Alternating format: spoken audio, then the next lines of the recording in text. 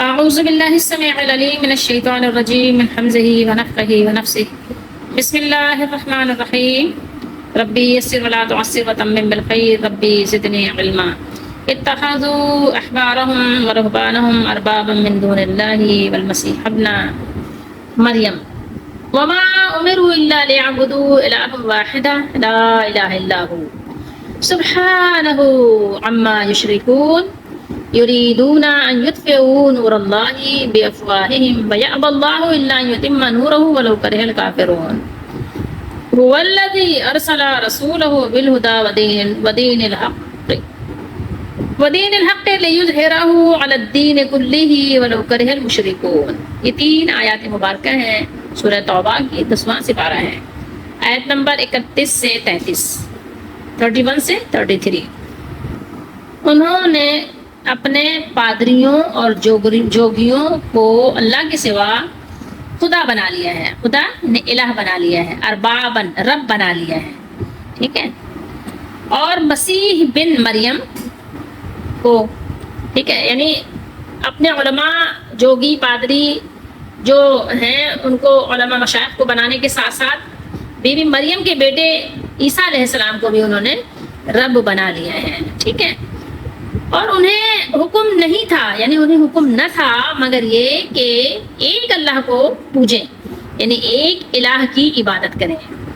لا لیعبدوا الہ واحدہ، ایک واحد، ٹھیک ہے، اس کے سوا کسی کی بندگی نہیں. اسے پاکی ہے ان کے شرک سے، وہ سبحان ہے، ٹھیک ہے. وہ لوگ جو شرک کرتے ہیں، شرک سے اللہ تعالیٰ پاک ہے. چاہتے ہیں کہ اللہ کا نور اپنے منہ سے بجھا دیں.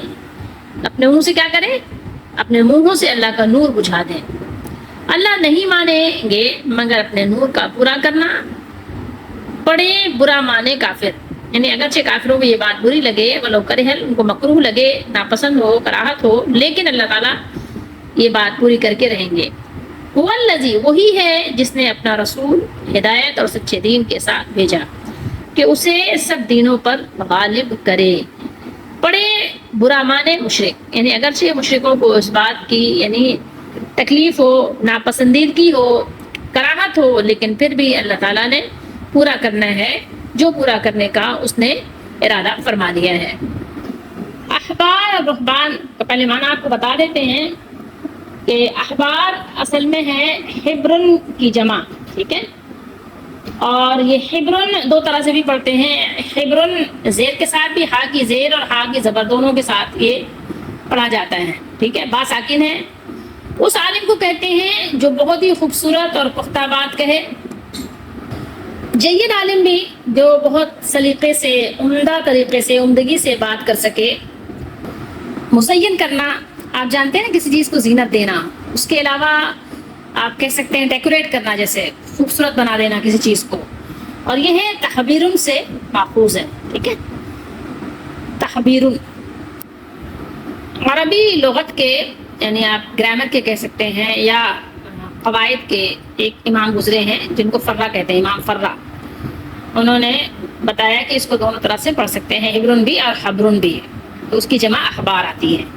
رہبان راہب کی جمع ہے. خوف سے ماخوذ ہے. وہ لوگ جو اللہ سے ڈرتے ہیں، اللہ سے خوف رکھتے ہیں، اور اللہ سے ایسا خوف رکھے کہ دنیا کو ترک کر دے اور دنیا سے الگ تلگ ہو کر کیا کرے؟ صرف اللہ کی عبادت میں لگ جائے، اپنے آپ کو اللہ کی عبادت کے لیے وقف کر دے، ٹھیک ہے. اور لوگوں سے الگ تھلگ کسی کٹیا میں ڈیرا لگا لے، جیسے کہ آپ جھوپڑی کہہ لیں، جھوپڑی میں جا کے بیٹھ جائے، ٹھیک ہے. حبر یا احبار اہل یہود کے علماء کو کہا جاتا تھا، اور رہبان راہب یہ اہل نصارہ کے علماء کو کہا جاتا تھا. اس آیت مبارکہ میں ان لوگوں کا ذکر ہے جنہوں نے اپنے علماء کو اللہ کے برابر ٹھہرا لیا.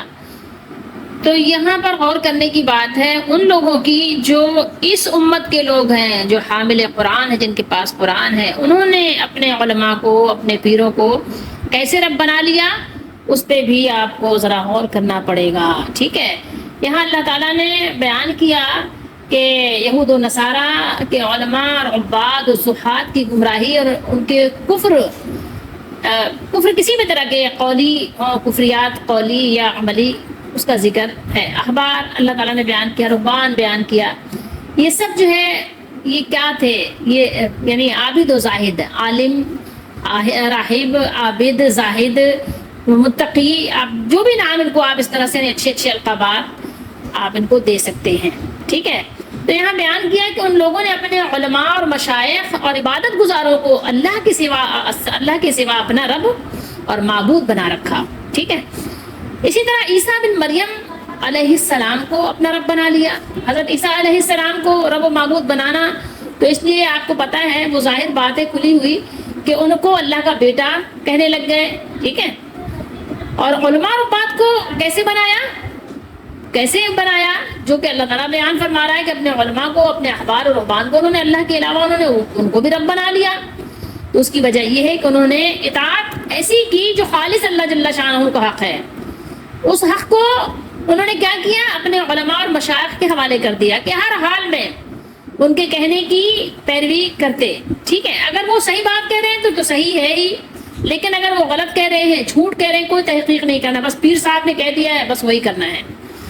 چاہے ان کا قول اللہ اس کے رسول کے حکم کے خلاف ہو اور چاہے صحیح ہو. انہوں نے آنکھ بند کر کے ماننے کی ہے، بس ہمارے مولانا صاحب نے یہ بات بتائی ہے اور مولانا صاحب غلط نہیں ہو سکتے. ٹھیک ہے، تو کسی کی ایسی اطاعت کرنا کہ اللہ اور رسول کے فرمان کے خلاف ہو تو اس کی اطاعت کیا ہے؟ اپنا رب بنا لینے کی طرح ہے، اور یہ کھلا ہوا کفر ہے. میں تو یہ بات نہیں کہہ سکتی، نہ میں کہہ رہی ہوں. آپ اپنی کتابوں میں یہ بات پڑھ لیجئے، تفاسیر میں پڑھ لیجئے، آپ محدثین کے اقوال پڑھ لیجئے، آپ کو پتہ چل جائے گا. ان آیات کی روشنی میں آپ پڑھ لیں. آپ کو کسی سے پوچھنے کی ضرورت نہیں ہے کہ اللہ تعالیٰ نے اور اللہ تعالیٰ کے اسی قول کے بیان میں علماء اور مشائخ نے کیا بیان کیا ہے. جو واقعی عالم گزرے ہیں انہوں نے کیا بیان کیا ہے کہ اللہ کے برابر ٹھہرا لینا یا اللہ کی طرح ان کو رب بنا لینا، اللہ کا شریک ٹھہرا لینا کیا ہے.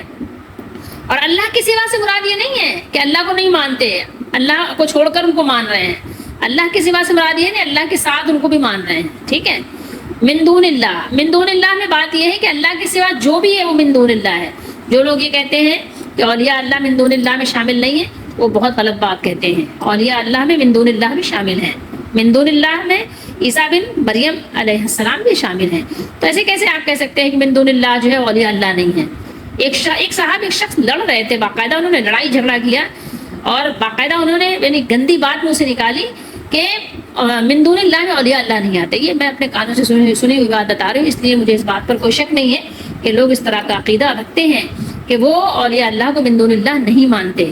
لیکن اللہ تعالیٰ نے اپنے سوا جس کوئی بھی آپ نے اللہ تعالیٰ نے دیکھا کہ آپ اگر کسی کی بھی پوجا کر رہے ہیں کسی بھی طرح سے، چاہے مانگنے کے انداز میں، چاہے اس کا حکم ماننے کے انداز میں، چاہے ڈر اور خوف اور محبت کے انداز میں، اللہ تعالیٰ نے اس کو پسند ہی نہیں فرمایا. یہ بات یقینی ہے اور قرآن و سنت کی روشنی میں ہے. اللہ کے دربار میں سب سے زیادہ پسندیدہ انبیاء اور رسول ہوتے ہیں، نبی اور رسول ہوتے ہیں سب سے زیادہ پسندیدہ.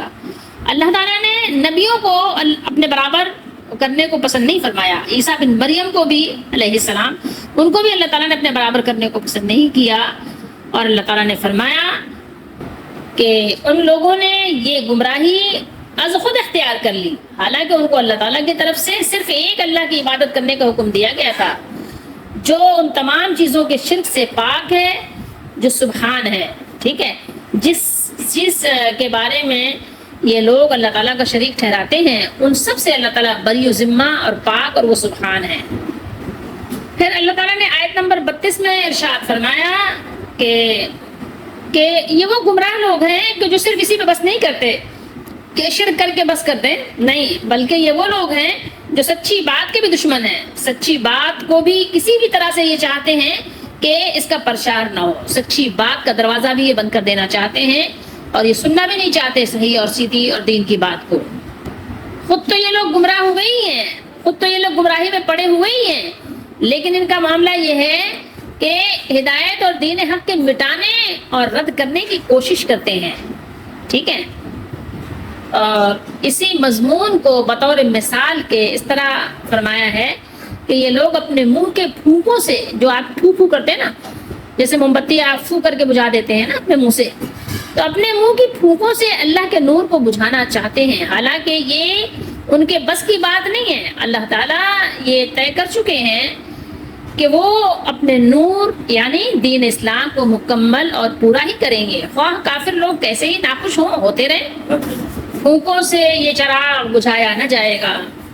اور آیت نمبر 33 میں اللہ تعالیٰ نے ارشاد فرمایا کہ یہ خلاصہ ہے میں نے مضمون کا کہ اللہ تعالیٰ نے اپنے رسول کو ہدایت کا سامان یعنی قرآن اور دین حق یعنی اسلام دے کر اسی لیے بھیجا ہے تاکہ اس کو دنیا کے تمام بقیہ دینوں پر غالب کر دیں۔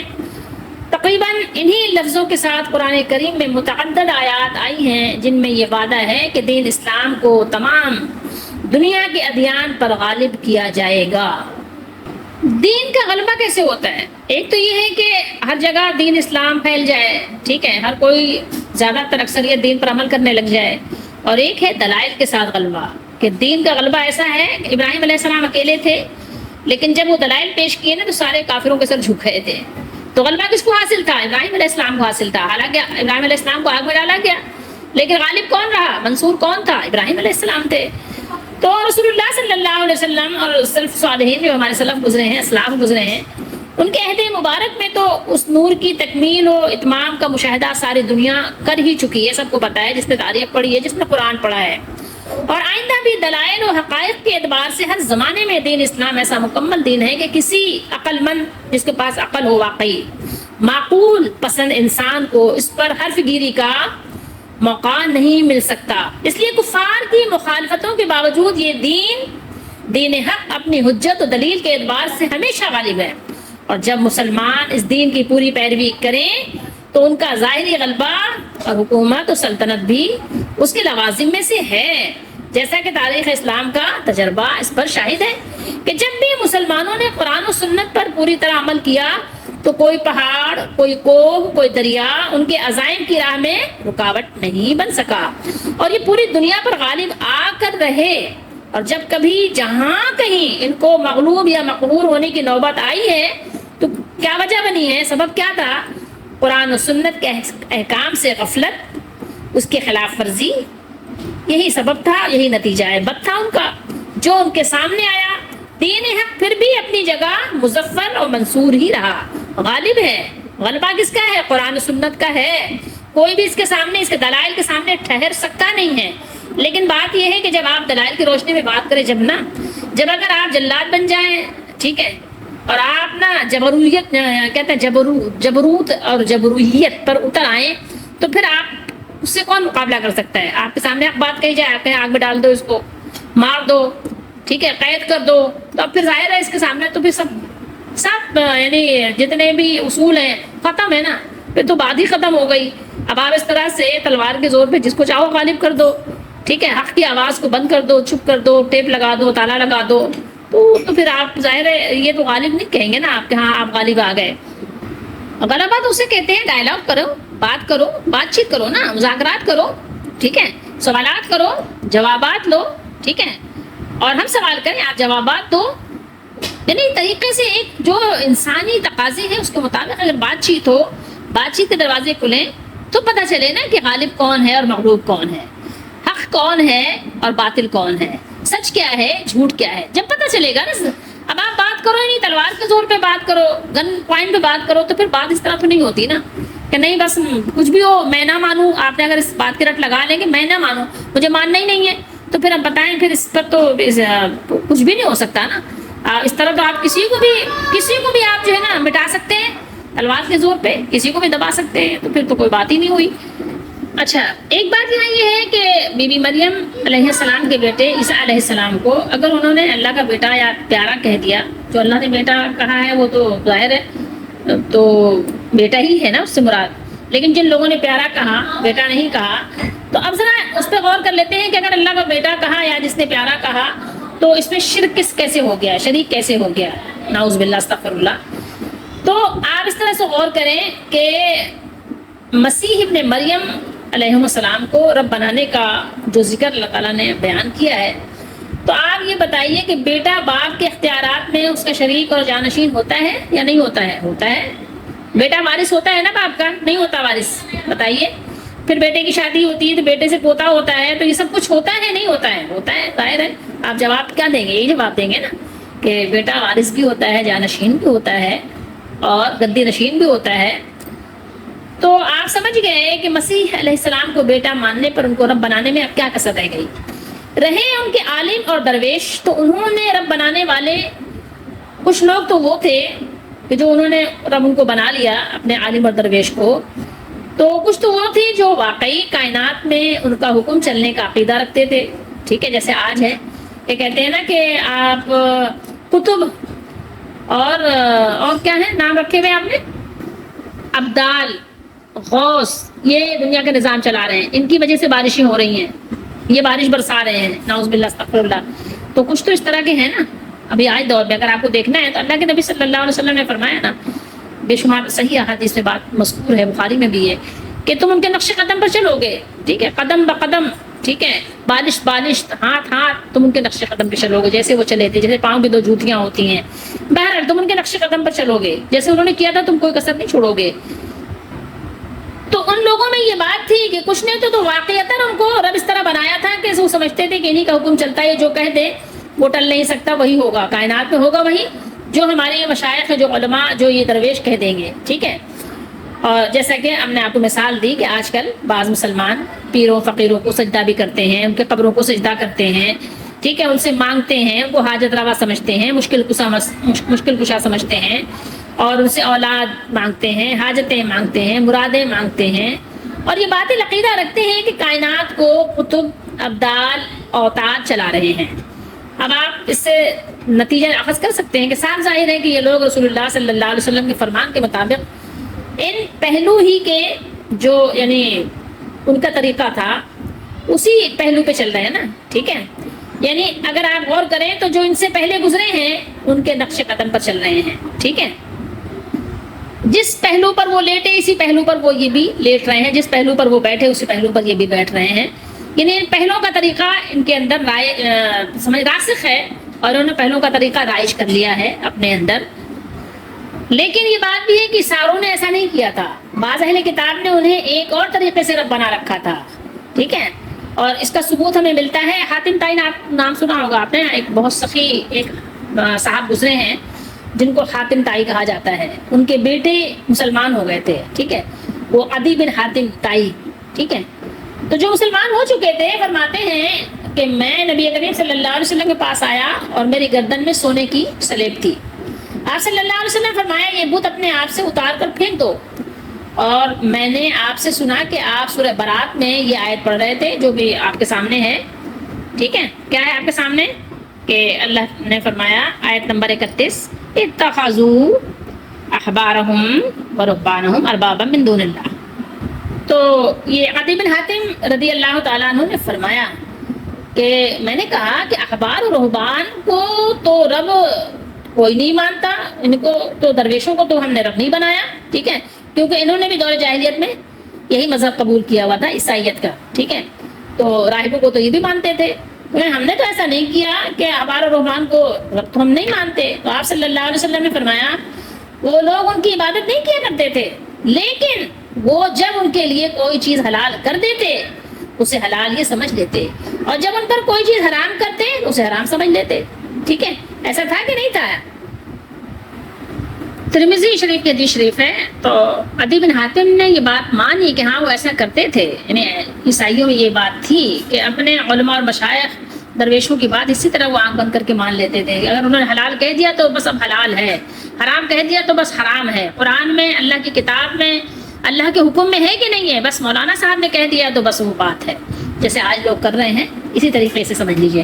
مسند احمد کی ایک حدیث شریف ہے۔ اچھا میں ان کی ایمان لانے کی بات بتاؤں کہ امام احمد اور ترمذی اور ابن جریر وغیرہ نے کئی سندوں کے ساتھ عدی بن حاتم رضی اللہ تعالیٰ عنہ سے روایت کیا ہے کہ انہیں جب رسول اللہ صلی اللہ علیہ وسلم کی دعوت پہنچی تو وہ شام کی طرف بھاگ گئے۔ کہاں چلے گئے؟ شام کی طرف چلے گئے، تاکہ مطلب یہ نہیں بچ جائیں مسلمانوں سے، اور زمانہ جاہلیت میں انہوں نے عیسائی مذہب اختیار کر لیا تھا۔ ان کی بہن اور قوم کے کچھ لوگوں کو گرفتار کر لیا گیا، تو رسول اللہ صلی اللہ علیہ وسلم نے ان کی بہن پر احسان کرتے ہوئے انہیں آزاد کر دیا، اور ان کو کچھ عطا بھی کر دیا، کچھ تحفہ تحائف بھی آپ نے ان کو دیا۔ تو ان کی بہن جب واپس گئیں تو اپنے بھائی کو اسلام قبول کرنے اور رسول اللہ صلی اللہ علیہ وسلم کی خدمت میں حاضر ہونے کی انہوں نے دعوت دی. تو عدی رضی اللہ تعالیٰ عنہ مدینہ میں آ گئے، اور یہ اپنی قوم بنو تے قبیلہ تھا، اس کے سردار تھے. ان کے آپ کو پتہ ہے ان کے والد کا نام حاتم تائی تھا، جو سخاوت میں بہت مشہور تھے. اور مسند احمد کی حدیث شریف ہے کہ عدی بن حاتم انہوں نے کہا کہ اپنے علماء اور مشائخ اور مسیح ابن مریم کو اللہ کے سوا اپنا رب بنا لیا. تو عدی کہتے ہیں جب رسول اللہ صلی اللہ علیہ وسلم نے یہ بات فرمائی تو میں نے عرض کی یہ لوگ اپنے علماء اور مشائخ کی عبادت تو نہیں کرتے تھے. مطلب عبادت سے مراد یہ جیسے کہ دعا مانگنا، یا یہ کہ عبادت ان کے لیے کھڑا ہونا، ٹھیک ہے، جیسے اللہ کے لیے بھی عبادت کرتے ہیں، نماز پڑھتے ہیں، روزہ رکھتے ہیں اور بہت کچھ کرتے ہیں، جیسے اللہ سے ڈر رکھنا، اللہ سے امید رکھنا. تو ان کو یہ شک ہوا جب رسول اللہ نے فرمایا کہ انہوں نے یہ آیت پڑھ کے جب رسول اللہ نے ان کو سنائی تو ان کو شک پڑا. تو انہوں نے یعنی تشفی کے لیے فرمایا کہ ہاں مطلب یہ کہ ایسا تو نہیں تھا کہ مطلب ہمارے یعنی جو یہ جن کے بارے میں آپ بات کر رہے ہیں علماء اور مشائخ کی، وہ عبادت تو نہیں کرتے تھے. تو آپ صلی اللہ علیہ وسلم نے فرمایا ہاں، لیکن وہ جب ان کے لیے حلال کو حرام اور حرام کو حلال قرار دے دیتے تو وہ ان کی پیروی شروع کر دیتے تھے، یعنی یہ بھی رب بنانا ہے. سمجھ رہے بات کو؟ پھر رسول اللہ صلی اللہ علیہ وسلم نے فرمایا اے عدی تم اس سے کیوں بھاگتے ہو کہ یہ کہا جائے کہ اللہ سب سے بڑا ہے، یعنی اس بات سے بھاگنے کی کیا ضرورت ہے؟ کیوں اس سے فرار حاصل کرتے ہو؟ ایفرک ان یقال اللہ اکبر، جب یہ کہا جائے اللہ اکبر تو اس سے فرار کی کیا ضرورت ہے؟ کیوں بھاگتے ہو کہ اللہ سب سے بڑا ہے؟ کیا تم جانتے ہو کہ اللہ سے بڑی کوئی چیز ہے؟ کیا تم جانتے ہو کہ اللہ سے بڑی کوئی چیز ہے؟ کیا تم کو کچھ اس کا یعنی کوئی ادراک ہے کیا؟ اللہ سے بڑی تو کوئی چیز نہیں ہے. پھر تم اس بات سے کیوں بھاگتے ہو کہ یہ کہا جائے کہ اللہ کے سوا کوئی معبود نہیں، یعنی ایک اکیلا اللہ ہے؟ کیا تم جانتے ہو کہ اللہ کے سوا کوئی اور معبود ہے، کوئی ہے؟ کیا تمہیں یعنی اس بات کا کچھ شک ہے کیا کہ اللہ کے علاوہ بھی کوئی الہ ہے، کوئی معبود ہے؟ پھر نبی کریم صلی اللہ علیہ وسلم نے ان کو اسلام کی دعوت دی تو وہ مسلمان ہو گئے اور انہوں نے حق کی گواہی دی. عدی رضی اللہ تعالیٰ عنہ کہتے ہیں سو میں نے دیکھا کہ اس وقت رسول اللہ صلی اللہ علیہ وسلم کا رخ انور، آپ کا چہرہ مبارک جگمگا اٹھا، یعنی آپ صلی اللہ علیہ وسلم چہرہ کھل گیا. پھر آپ صلی اللہ علیہ وسلم نے فرمایا، جو ہم پڑھتے ہیں سورہ فاتحہ میں کہ یہود جو ہے وہ مغضوب ہیں اور نصارہ گمراہ ہیں. وما امروا الا ليعبدوا الها واحدا، ذرا غور کیجئے، حالانکہ انہیں یہی حکم دیا گیا تھا کہ وہ صرف ایک الہ کی عبادت کریں، یعنی وہ حرام ہے جس کو اللہ نے حرام قرار دیا ہو، اور حلال وہ ہے جس کو اللہ نے حلال قرار دیا ہو. اس نے اللہ نے جو شریعت نازل فرمائی اس کی اتباع کی جائے گی، اور اس نے جو حکم دیا اسے نافذ کیا جائے گا. لا الہ الا ہو سبحانہ عما یشرکون، اس کے سوا کوئی الہ نہیں ہے اور وہ ان لوگوں کے شریک مقرر کرنے سے پاک ہے، وہ سبحان ہے، یعنی وہ ذاتی گرامی ہر شریک، نظیر، مددگار، ازداد اور اولاد سے پاک اور بلند و بالا ہے. اس کے علاوہ کوئی الہ نہیں، اس کے سوا کوئی رب نہیں. چلیے یہ تو پچھلوں کی باتیں بیان ہوئی، ٹھیک ہے، یہ تو پچھلوں کا ذکر تھا. اب ذرا اپنی بھی خبر لیں کہ ہمارا کیا حال ہے، ٹھیک ہے، جس کو ہم نے اپنا عالم اور درویش اور مشائخ بنا لیا ہے ان کا کیا حال ہے، ٹھیک ہے، وہ کس طرز پر چل رہے ہیں، وہ کس کے نقش قدم کو اختیار کیے ہوئے ہیں، ذرا ان کی بھی خبر لیں. تو ہمارے زمانے میں بھی آپ کو ایسے بہت سے لوگ ملیں گے کہ جو یہ فرماتے ہیں کہ ہمارے امام کا یہ قول ہے، اب بس ہمارے امام نے جو کہہ دیا بس وہ سو کہہ دیا، ٹھیک ہے، قرآن کچھ بھی کہے کوئی فرق نہیں پڑتا، امام نے کہا ہے تو امام نے کچھ سوچ سمجھ کے کہا ہوگا، نعوذ باللہ، ٹھیک ہے. جیسے کہ ان کے امام کا قول ہے کہ پہلے قرآن کا دیکھ لیجیے، قرآن اور صحیح حدیث میں کیا ہے کہ اگر بچہ 2 سال تک ہے تو رضاعت ہوگی، ٹھیک ہے، اگر 2 سال کی عمر تک بچے کو دودھ پلا دیا جائے، اور وہ بھی ایک مقدار بتائی گئی ہے، ٹھیک ہے، کہ 5 مرتبہ. تو کیا بیان کیا ہے قرآن و حدیث نے کہ رضاعت 2 سال تک ہے، ٹھیک ہے، اور رضاعت ثابت ہو جائے گی اگر قرآن و سنت کے مطابق وہ اگر پائی گئی تو رضاعت ثابت ہے. مگر کچھ لوگوں نے اس کو ماننے کے بجائے اپنے امام کے کہنے پر اس کو کتنا قرار دیا ہے، 2.5 سال، یعنی 2 سال 6 مہینے، 6 مہینے مزید بڑھا لیا، ٹھیک ہے. اب آپ غور کیجئے کہ رسول اللہ صلی اللہ علیہ وسلم کے صحیح اور صریح فرمان، آپ نے فرمایا ہر نشہ آور حرام ہے، جس میں نشے کی چیز ہے حرام ہے. ٹھیک ہے. اس کے باوجود کھجور اور انگور کے سوا کسی بھی چیز سے بنی ہوئی نشہ آور چیز کو حلال قرار دے دیا. ٹھیک ہے. اب اسی طریقے سے نعوذ باللہ حلالہ کو حلال کر لیا.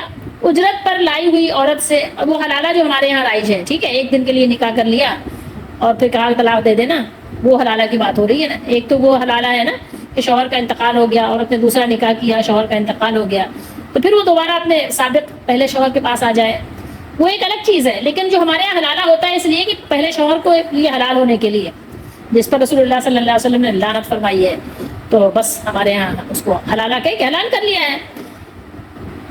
اسی طریقے سے آپ نے سنا ہوگا کہ ایک سلسلہ ہے جسے چشتیہ کہا جاتا ہے.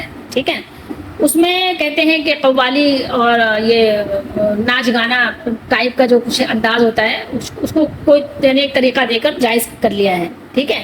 کہتے ہیں چشتیہ میں یہ جائز ہے. سمجھ رہے ہیں بات کو؟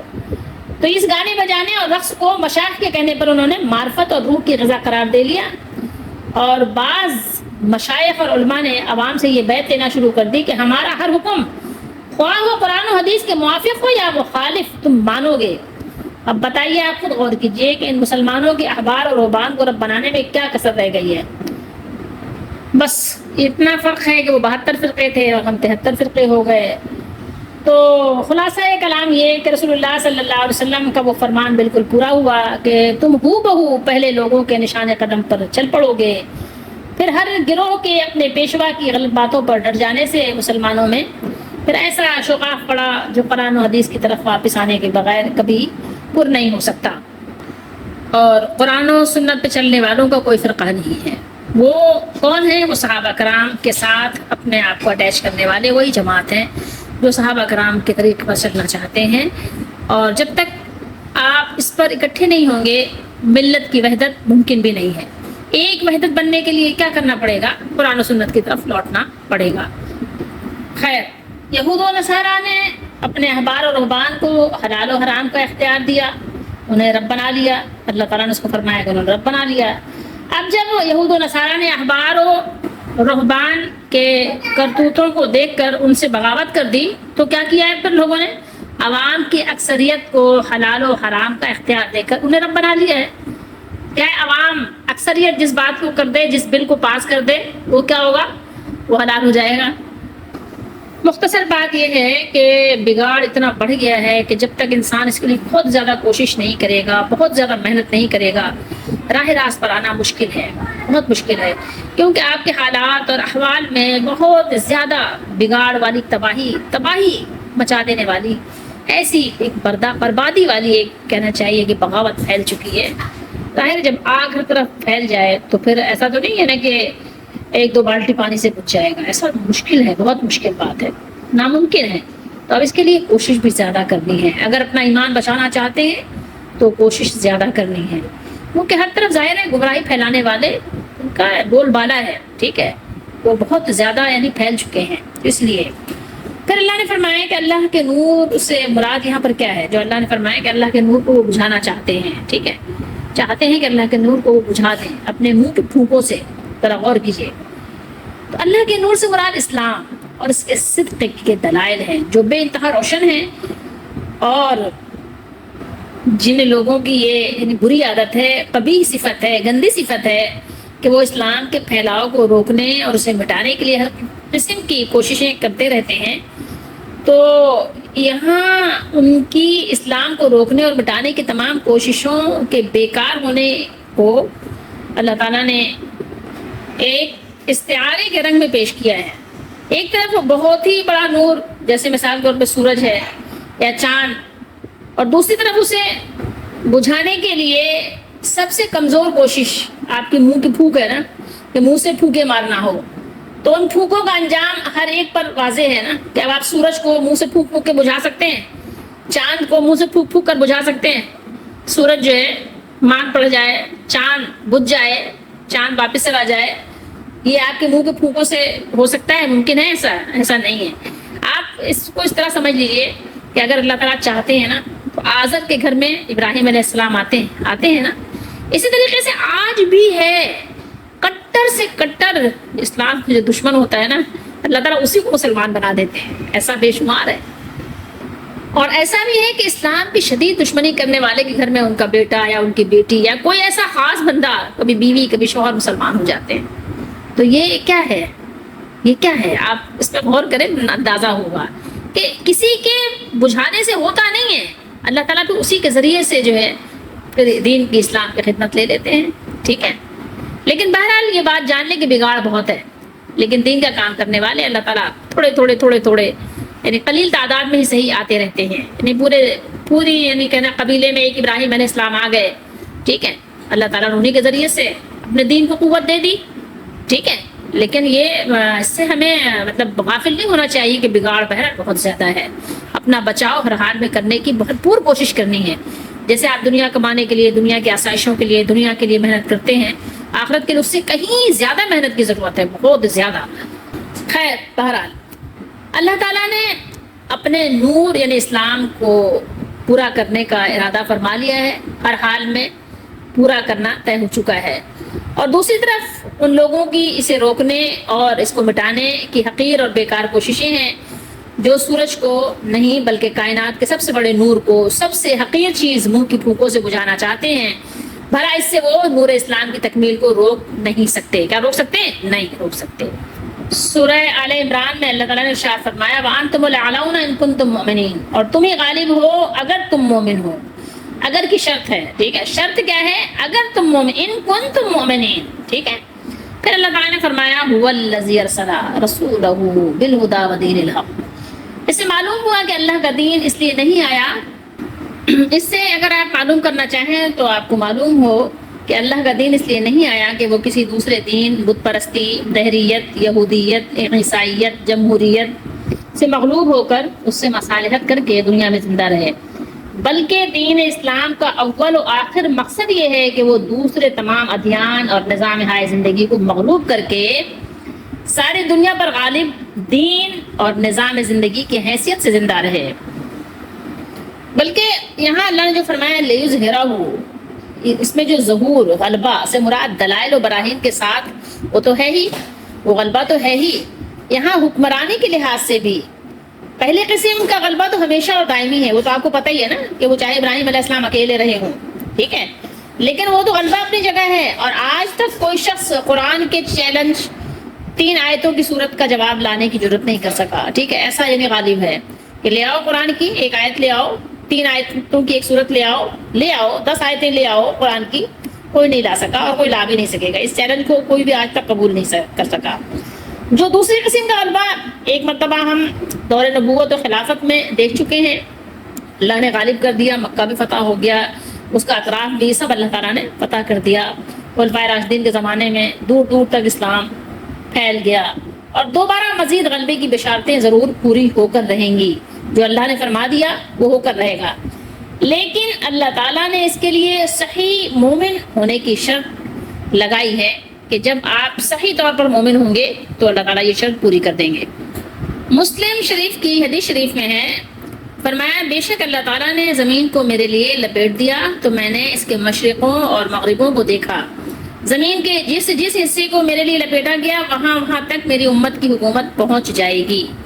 نبی کریم صلی اللہ علیہ وسلم نے فرمایا ان اللہ زوى لي الارض فرأيت مشارقها ومغاربها وان امتی سيبلغ ملكها ما زوي لي منها۔ اور مسند احمد کی حدیث شریف ہے، رسول اللہ صلی اللہ علیہ وسلم نے فرمایا یہ دین وہاں تک پہنچ جائے گا جہاں تک دن اور رات ہے، ٹھیک ہے۔ اللہ تعالیٰ معزز کو عزت اور ذلیل کو ذلت دے کر شہر اور دیہات کے ہر گھر میں اس دین کو داخل کر دیں گے۔ عزت سے مراد وہ عزت ہے جس کے ساتھ اللہ تعالیٰ اسلام کو معزز کر دیں گے، اور ذلت سے مراد وہ ذلت ہے جس کے ساتھ اللہ تعالیٰ کفر کو ذلیل کر دیں گے۔ حضرت تمیم داری رضی اللہ تعالیٰ عنہ اس حدیث کو بیان کرنے کے بعد فرمایا کرتے تھے کہ میں نے اس بات کا خود اپنے اہل خانہ میں مشاہدہ کر لیا کہ ان میں سے جو مسلمان ہوا اللہ تعالیٰ نے اسے خیر و بھلائی اور عزت و شرف سے نوازا، اور جو حالت کفر پر رہا اللہ تعالیٰ نے اسے ذلت و رسوائی سے دوچار کر کے جزیہ ادا کرنے پر مجبور کر دیا۔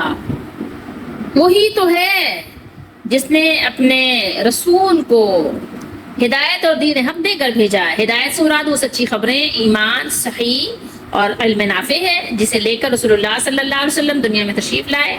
اور دین حق سے مراد وہ صالح اور صحیح اعمال ہیں جو دنیا اور آخرت میں ہمارے اور آپ کے لیے نفع یعنی منفعت بخش ہیں. ٹھیک ہے، نفع پہنچانے والے ہیں. ایک چیز کو اگر آپ اپنے سامنے رکھیں تو آپ کو اندازہ ہوتا ہے کہ شیطان نے اللہ سے ایک وعدہ کیا تھا اور اس نے بڑے فراخ دلی سے اپنے وعدے کو پورا کیا. شیطان نے جو وعدہ کیا تھا کہ بس میں ابن آدم کا جو حشر کروں گا آپ مجھے بس مہلت دے دیں.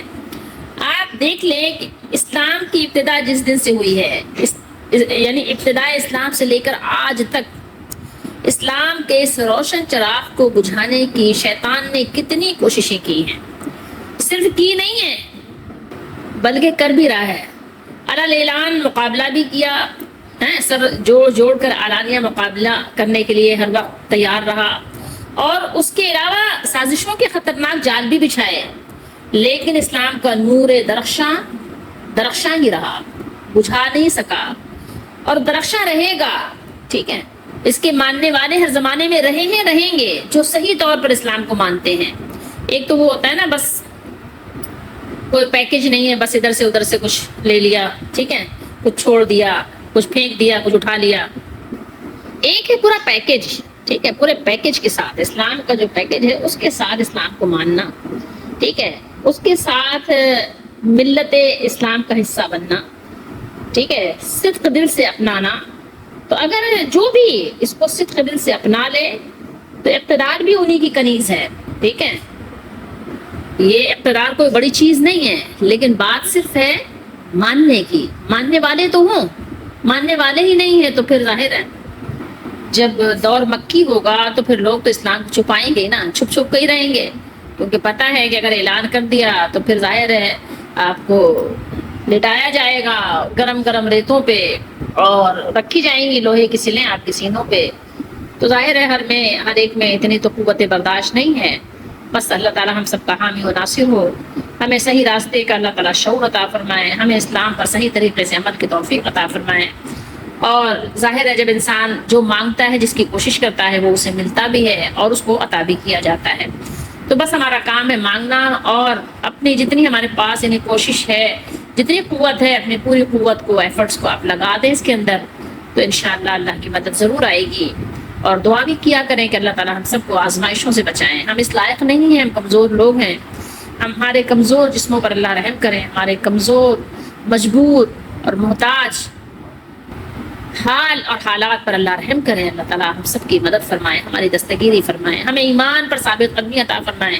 اور جب ہمیں موت آئے تو ایمان کی حالت پر آئے، ایمان کی حالت میں آئے، ایمان کے ساتھ آئے، ایمان پر آئے، ایمان پر مرے. ایمان کے ساتھ اللہ تعالیٰ ہمیں اپنے قبروں میں داخل فرمائے، اور ایمان کے ساتھ ہی اللہ تعالیٰ ہمیں محشر میں عدالت میں اٹھائیں. اللہ ہماری دعاؤں کو قبول فرمائے، گناہوں کو معاف فرمائے.